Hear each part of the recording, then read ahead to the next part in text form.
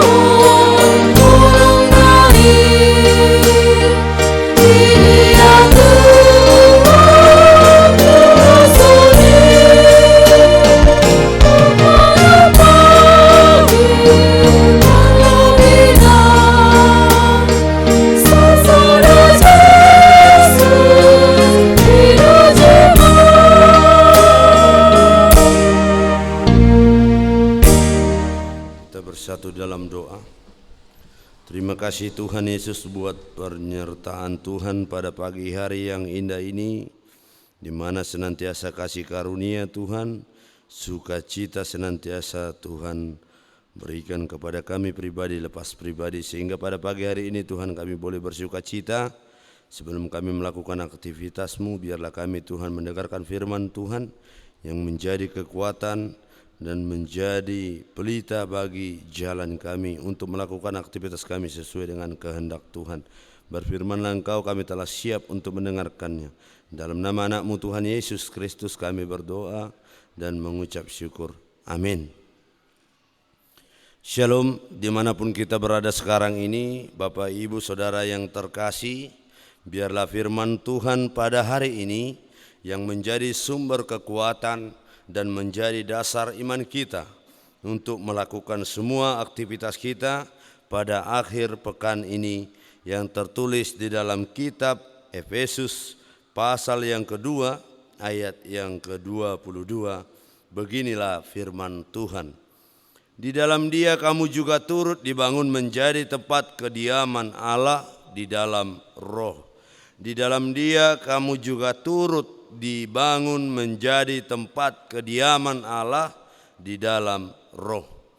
Saudara-saudara yang saya kasihi di dalam nama Yesus Kristus, di dalam surat Filipi kita menjumpai Rasul Paulus yang terpenjara, tetapi dengan amat bersemangat tetap mengerjakan tugas pembinaan kepada warga jemaat yang berada jauh dari Filipi. Kondisi terpenjara bukan merupakan sesuatu yang menghambat, melainkan bagi Paulus hal ini malah memperkembangkan misinya sebagai rasul. Keterpenjaraan atau penderitaan Paulus menjadi simbol yang membuka jalan bagi orang-orang bukan Yahudi untuk menjadi Kristen. Simbol itulah Bapak Ibu Saudara yang terkasih yang dipelihara dan diteruskan di jemaat Efesus. Orang-orang yang tidak mengenal Allah di Efesus pasal 3 ayat 2 di atas adalah umat Kristen yang tidak berasal dari kalangan Yahudi, melainkan dari kalangan non-Yahudi. Di kalangan orang Yahudi, mereka yang non-Yahudi disebut seperti itu, atau dengan kata lain sebagai orang kafir. Allah datang untuk menghapuskan permusuhan itu dan untuk mendamaikan keduanya dengan Allah. Bapak Ibu, Paulus juga mengumpamakan jemaat sebagai sebuah bangunan. Para rasul dan nabi adalah dasar dari bangunan itu. Mereka disebut demikian dalam pengertian sampingan karena Kristus sendirilah yang merupakan dasar yang paling utama. Di dalam Dia baik orang Yahudi maupun orang bukan non-Yahudi bertemu dan menjadi satu jemaat, dan Kristus menopang bangunan itu dengan kekuatannya. Di dalam Dia tumbuh seluruh bangunan rapi tersusun, semua orang percaya yang membentuk seluruh bangunan itu, karena dipersatukan kepada Kristus melalui iman dan dipersatukan di antara mereka sendiri melalui kasih Kristen. Menjadi bait Allah yang kudus, Bapak Ibu yang saudara yang terkasih, menjadi kumpulan yang suci, di mana di dalamnya ada banyak persekutuan antara Allah dan umatnya, seperti di dalam bait suci. Mereka menyembah dan melayani Dia, sedangkan Ia menampakkan dirinya kepada mereka.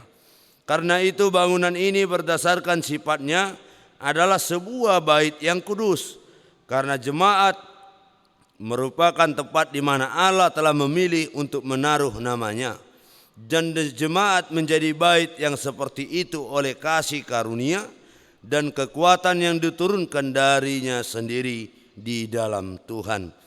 Karena dibangun di atas Kristus sebagai batu pondasinya dan dipersatukan di dalam Kristus sebagai batu penjurunya. Pada akhirnya jemaat secara keseluruhan akan dipermuliakan di dalam Dia. Bapak Ibu yang terkasih dalam nama Tuhan Yesus Kristus, di dalam Dia kamu juga turut dibangun untuk dapat mempersatukan orang percaya di dalam satu tubuh, satu keluarga, dan satu bangunan yang berarti berkaitan erat satu sama lain. Dan tidak hanya itu, di dalam kehidupan berjemaat, semua terpanggil membangun bait Allah baik secara fisik maupun secara rohani. Secara fisik adalah bangunan gedungnya, tetapi secara rohani yaitu pembangunan umat yang harus mengalami revolusi mental dengan rajin berdoa, beribadah, berani merubah pola pikir dan karakter yang tidak benar menjadi karakter Kristus yang penuh damai. Matius 5 ayat 9 berkata, "Berbahagialah orang yang membawa damai, karena mereka akan disebut anak-anak Allah." Saudaraku yang terkasih dalam nama Tuhan Yesus Kristus, orang yang membawa damai membenci kejahatan serta menghindari karakter yang dibenci Allah, seperti berbohong dan menyebarkan berita palsu atau hoaks, bersaksi dusta, bertindak tidak adil, melakukan hukum yang tidak benar atau suka suap. Revolusi mental adalah tindakan gereja dalam perannya menghadirkan tanda-tanda kerajaan Allah. Antara lain, orang mau menciptakan damai diwujudkan dalam berdamai dengan Allah, dengan diri sendiri, sesama, dan lingkungan di mana ia hadir dan berkarya. Siapa yang menabur angin, menuai badai. Siapa yang menabur kebencian, menuai bencana atau malapetaka. Dan siapa yang menabur damai sejahtera, menuai berkat dan sukacita. Janji pemulihan telah dialami umat dalam diri Yesus Kristus, yang telah datang mengerjakan karya keselamatan untuk menebus umatnya dan memberi damai sejahtera dan sukacita.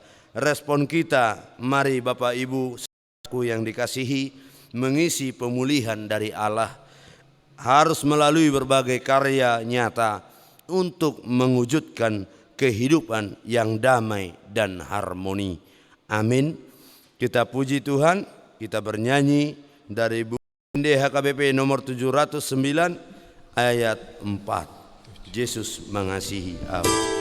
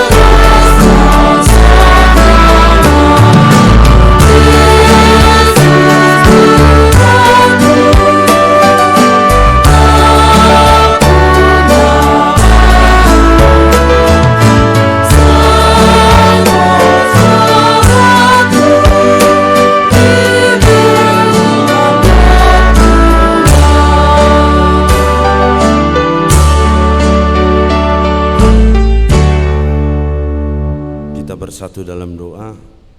Terima kasih Tuhan Yesus buat firman Tuhan yang boleh kami dengarkan dan boleh kami renungkan di dalam kehidupan kami. Engkau mengajarkan kami Tuhan agar di dalam Allah, di dalam Yesus kami boleh bertumbuh, kami boleh membangun satu sama lain, saling memperbaiki, saling mendukung, saling memuji di dalam Kristus. Itulah tidak ada menghilangkan rasa perbedaan, menghilangkan rasa adanya saling kebencian di dalam orang-orang yang hidup di dalam Yesus Kristus. Tuhan Yesus yang baik, kami telah mendengar firman-Mu, ajari kami untuk mampu melakukan segala firman Tuhan di dalam kehidupan kami, sehingga kami boleh Tuhan beroleh berkat, boleh beroleh kasih karunia yang daripada Tuhan. Tuhan Yesus, kami ingin mengakhiri hari-hari kami di dalam hari Sabtu ini sebelum kami memuji memuliakan nama-Mu pada hari Minggu esok.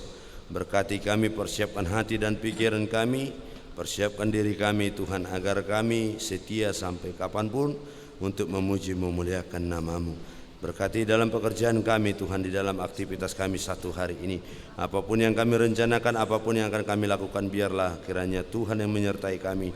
Di dalam kasih karunia dan damai sejahtera yang daripada Tuhan, kami selalu beroleh kebahagiaan daripada-Mu. Dalam nama anak-Mu kami berdoa dan mengucap syukur. Amin. Kasih karunia dari Tuhan Yesus Kristus, damai sejahtera dari Allah Bapa, dan persekutuan Roh Kudus kiranya menyertai kita semuanya. Amin. Shalom, selamat pagi, selamat berakhir pekan. Tuhan Yesus memberkati.